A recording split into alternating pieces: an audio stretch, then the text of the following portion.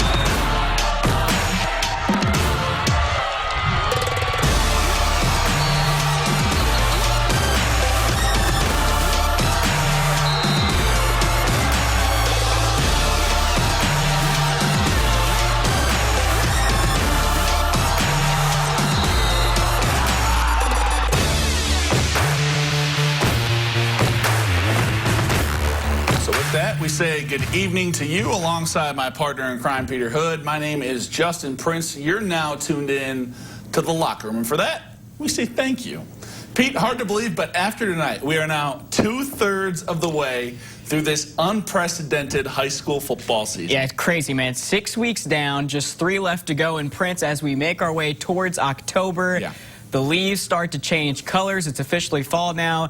The games just start to mean more. Like, for example, in the ACAC, where deciding a conference champion likely boils down to just this one game. Naturally, of course, it's our game of the week here in the locker room. 1A number 2 South Adams playing host to 5th-ranked Adams Central. These two bitter rivals split the season series in 2019. Starfires won in a rout in the regular season before the Flying Jets returned the favor in regionals. It's 6-0 AC when we pick this one up early second quarter. Starfires get on the board here. Christian Somerset finds pay dirt. South Adams takes a 7-6 lead.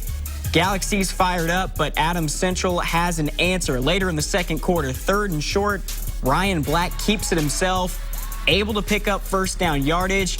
That leads to this field goal for Trevor Curry, and the freshman, cool under pressure, splits the uprights. Jets regain the lead. It's 9-7 Adams Central, but the Stars able to put something together right before the half. James Arnold to Drew Stutzman over the middle, brought down deep in AC territory. Later in the drive, Arnold going to work again. This time he finds Trey Schock wide open. Schock walks into the end zone. Starfires go back on top, and they would not look back. South Adams moves to 6-0 on the season with a 29-9 victory. That's a big win for Coach Moser and Absolutely. company. Next stop in the ACAC, Bluffton. They're making a bit of a haul tonight to visit Greensburg. No Southern Wells means they had a week open, and this was their game. Tigers got down early, but Big Daddy Kunk's bunch punched right back. Cody Middlestat receives the kickoff, finds the seam, and as Peter said, there he goes. If we speed it up, it means it took a little while. A little blurry, but I think that's Cody Middlestat. It is. He takes it to the crib. We're square at 7. Third quarter now, 14-point game in favor of the Pirates. Here comes Bluffton again. Middlestat, the handoff. He finds pay dirt from 4 yards out. Tigers down 8 after the missed PAT, Greensburg answers. It's a 14-point game again, but Hayden Nern finds the end zone that cuts the lead down to 7. Bluffton, they pull off a fourth quarter comeback. Down 14, they win 33-30 in a thriller. Comeback kids. Hey, if you're going to go 2 hours down the road, you might as well win it. Woodland gets their first win of the season tonight, 22-20 over the Jay County Patriots. Congrats to Coach Mike Smith for his first win. All right, we move on to the SAC now. Dwenger back at home hosting Concordia, coming off their big win over Carroll last week. Saints up 18-0. Looking to add to it in the third down and long. Brendan Lytle scramble, finds Henry O'Keefe for first down yardage. A few plays later, Dwenger reaches into their bag of tricks. Lytle pitches to Devin Tittman, and he pulls up to pass. to Rocco Sioka in the end zone for the score. The Titmans do it all. They play every position on the field. They really do. Saints up 31-6. Ensuing drive, Cadet's looking to answer. Brandon Davis finds Luke Speckard for the first down, but this Dwenger defense is pretty good. Always are, aren't they? Yes. Callan Stauffer gets to Davis for the sack on 4th down later in the drive. Saints take over, and they cruise to the 38-12 victory. They're now 5-1 on the year. Yeah, they are rolling these last couple weeks. To Walter Stadium, Homestead taking on Northside. That was the score at halftime, and there were plenty more points to come. Great catch here from Gage. Ooh. Sparrow puts the Spartans in position. A few plays later, this pass is going to get tipped, but it somehow finds its way to Ethan Chambers for the score. That's a play of the night nominee. The Indiana State commit in for 6. Northside would answer, though. Deuce Taylor, a lot of colleges after this guy, looking for a receiver. Had to do a lot of scrambling today. Finds Jordan Turner here for a big first down. And then later on the drive, he's going to find Turner again. This time it counts for 6. That cuts into the deficit, but too much firepower for Sparty. They found some rhythm on offense, some life on offense. This time it's Evan Ormsby finding Nate Anderson. He goes in untouched. Spartans 56-36, the final. Next stop takes us to Gorsuch Field. 6A number 9 Carroll hosting Southside tonight. Didn't take the Chargers long to get charged up in this one. First drive of the game, Jeff Becker looking deep, finds Mason Englert in the end zone for 6 from 30 yards out. He spent a lot of time in the painted grass. I guess at Carroll it's not painted, though. It's the same colors. Carroll up 7. Archer's looking to respond, but that defense was TUFF tough tonight. They allowed just 148 yards. That was Hunter Mertz making the play in the backfield. Chargers take over after a punt, and they march right down the field again. Becker finding Englert once again, makes the grab. 6 grabs, 85 yards, 4 TDs for Mason. Next play, Jeff keeps it himself, runs it in for a score. Becker throws for 267, and 7 adds the rushing touchdown there. Wow. Carroll cruises 66-0. TUFF, is that how the kids spell tough now? Is that reflected in the dictionary? Next stop in the SAC, we head to Spooler Stadium. Northrop hosting Lures. All square at 7 in the second. When we pick it up, not anymore, though. Keani Bates hooking up with Jaden Billingsley for the score. Bruins take a 7-point edge. Few possessions later, they pin Lures deep in their own territory. Carson Clark looking for some real estate, but he's nearly picked by Rashawn Boone. Bruins take over on a punt. Not able to do anything with it, though. Bad exchange on the handoff between Bates and Demarius Cowan. Lures recovers, but the Knights, they just weren't able to figure out this Northrop defense tonight. Julian Hinton making a play in the backfield. Northrop takes a 7-point lead to half. They win this one 35-25. Final stop in the SAC comes on the south side. Wayne playing host to Snyder. Good start for the Panthers in this one. First quarter, Tyrese Brown bounces it outside. Finally run out of bounds inside the 10-yard line. Shout out to our friends at Summit City Sports for the highlights. Video. Yeah. Thank you, guys. Moments later, Brown finished it off at the goal line. Snyder takes a 7-0 lead. Wayne would answer, though. Same score, second quarter. Chris Thomas. This kid, Prince. He's good. He can play. He's good. Stiff arms a tackler. Finds his way to the end zone for 6. Generals pull within 1 after the missed PAT, but all Snyder from there. 3 touchdowns on the night for Mr. Brown. Panthers roll 35-6. All right, move to the NE8 now. Belmont playing host to first-place Leo tonight. Lions coming off that big win against East Noble last week. And there were no signs of a letdown early on in this one. Prince, they don't pass much, but on the second play from scrimmage, Rylan Crawford's wide open. Jackson Barber hits him down the field. 77 yards later, Lions are on the board. Took them all of about 30 seconds. Ensuing drive for Belmont, going for it on 4th down, deep in their own territory, but Ethan Stewart blows it up in the backfield.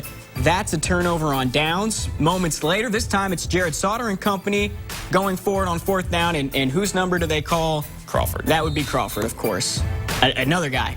Love this dude's game. Leo goes up 2 scores. They go on to roll 48-13. Hey, let's head out to C-City. Columbia City Eagles at home taking on New Haven, trying to keep pace in the NE8. Bulldogs trying to capitalize on some early yardage. Long fumble recovery, 4th and long here. Jakar Williams finds his receiver for the first down. Don't get any points on the drive, though, and C-City capitalizes. Ethan Sievers I could run through that hole for a touchdown. I don't know. I think he's faster. I think Ethan's a little faster. Maybe a little. Yeah. Eagles go up 7. Next time they have the ball, check out this dime. Greg Bolt, TJ Bedwell. Oh, that's pretty. Yeah, right at Malou, too. To start the second quarter, Bolt, Bedwell, the connection working once again. They got a strong one. Oh, I tell you what, they're dangerous. They can do it in a lot of ways. You saw the run, you saw the pass. Yeah. That's a touchdown pass from Greg Bolt. C-City, they hang on to win a tight one tonight, 35-32, your final. Close one. Yes. East Noble and Norwell both come into the night with one loss in conference, trying to stay in that championship hunt. Prince, this is 17-0 East Noble when we pick it up late first half, but hold the phone. Here comes Norwell. Eli Riley to Jace Cheney for the touchdown. Norwell's within 10. Later in the second quarter, Dalton Stenson's pass picked off by Isaiah Breggy. Gets a nice return, and that sets up this down by the goal line for Norwell. Riley rolling out and finding Luke Graff, the freshman, hauling it in for the score. Deficit down to 3, and it's Norwell, Prince, coming Don't call it a comeback. All the way back on the road to win 21-17, your final. Let's head just down the road to DeKalb now. Barons taking on a much improved Huntington North squad. Vikings up 9 when we picked this one up in the third quarter. Looking to add to it. Aiden Dennis able to shed a tackler, break free, but the Barons track him down, ball stripped. They give it to DeKalb on the recovery. So Barons have a little bit of life, but, well, it is quickly taken away, Pete. Very next play, DeKalb gives it right back. And then you're going to see early in the fourth quarter, Huntington North puts the final nail in the coffin. Dennis dives across the goal line for the score. Vikings win this one. Good win for them, 28-12. Up in A-Town tonight, NECC, Angola taking on Fairfield. Big game in the big division. You see Angola rocking the Go Guard jerseys. Pick this one up halfway through the third. Fairfield, Carson Abramson punches it in from in close. Falcons go up 16-14. Hornets struggling to make things happen. This was one of their best plays for them in the second half. Some good blocking leads to this for Tucker Hasselman to Andre Tagliaferri. He gets the Hornets in good field position. Unfortunately, they have to settle for a field goal, and that'd be the only points of the second half for the Hornets. Prince, this Fairfield team with Coach Thacker, the job he's done up there, unbelievable. They marched right down the field.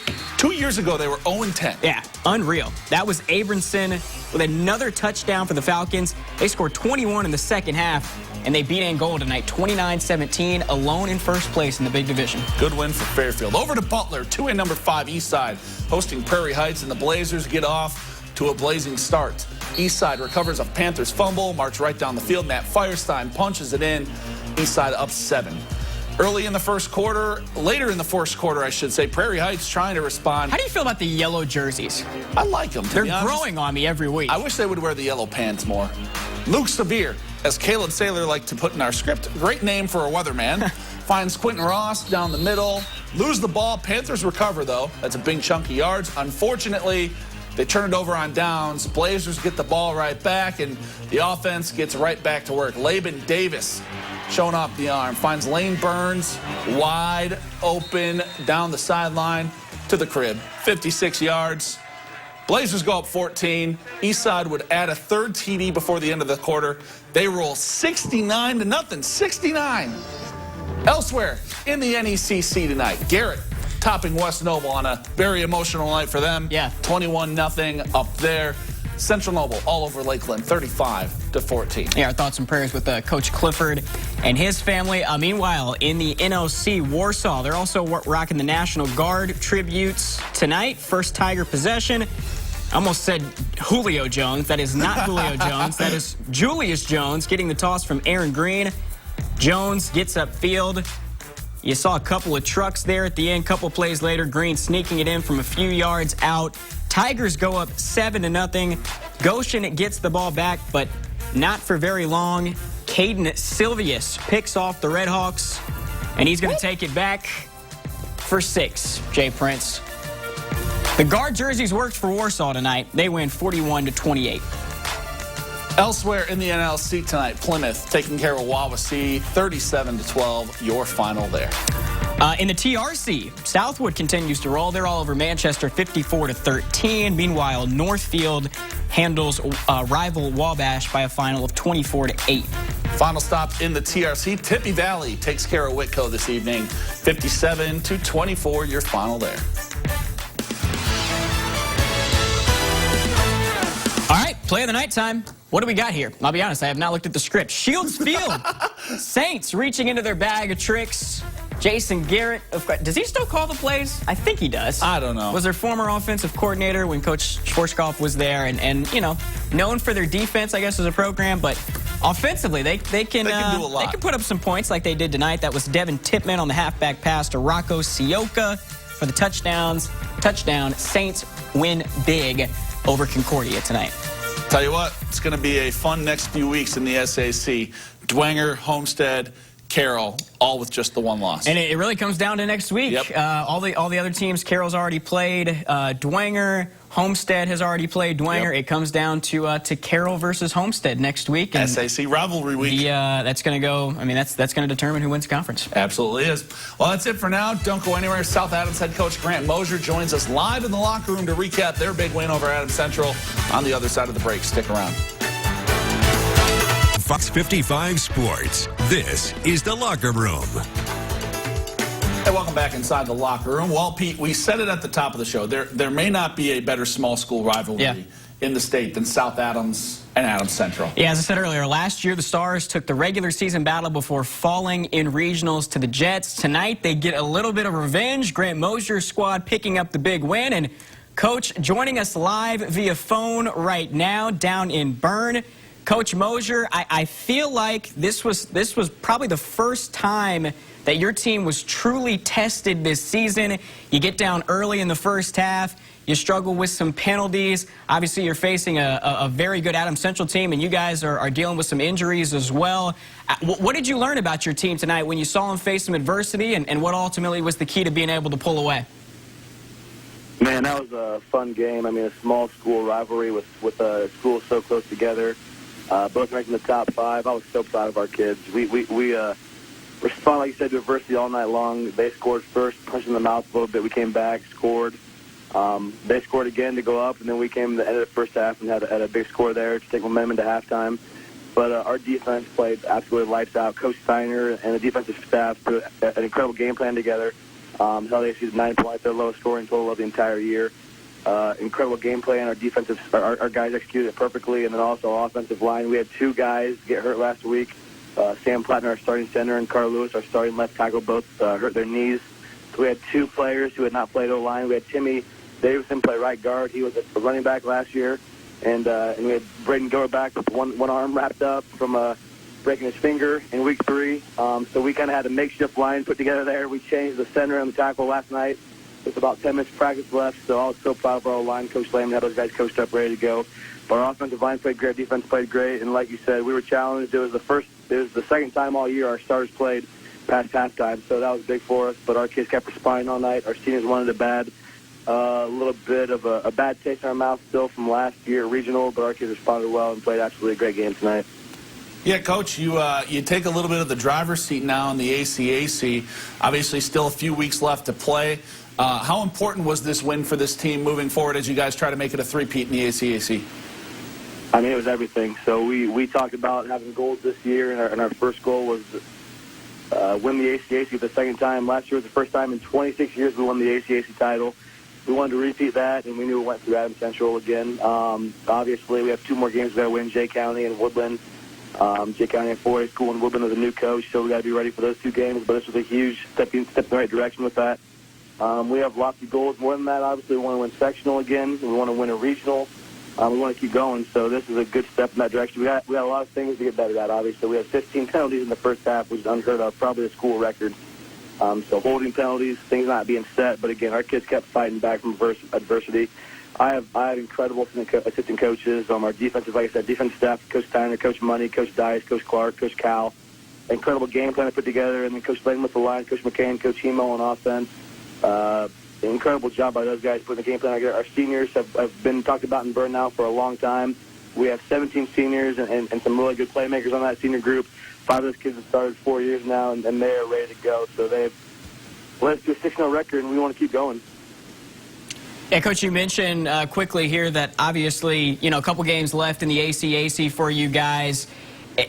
What do you want to see from your group the rest of the regular season as you guys try to gear up and ramp up for the postseason? I guess what are you looking for out of your team these last 3 weeks leading up to sectionals? Yeah, we're going to try and break the penalty record for most penalties in the year right now. That's kind of the goal we have. No, I'm just kidding. We got to obviously clean that up. Some of the discipline stuff, some small things like that, details. But we just got to keep getting better. If we want to make the surge that we want to make come playoff time, we got to stay healthy first and foremost. We got to keep getting better with small things and details. So, again, I'm excited. It's a blessing to be able to coach in a town like this community with so much support for the football program in a small town. But it's a lot of fun, and I just really appreciate you guys having me on the show.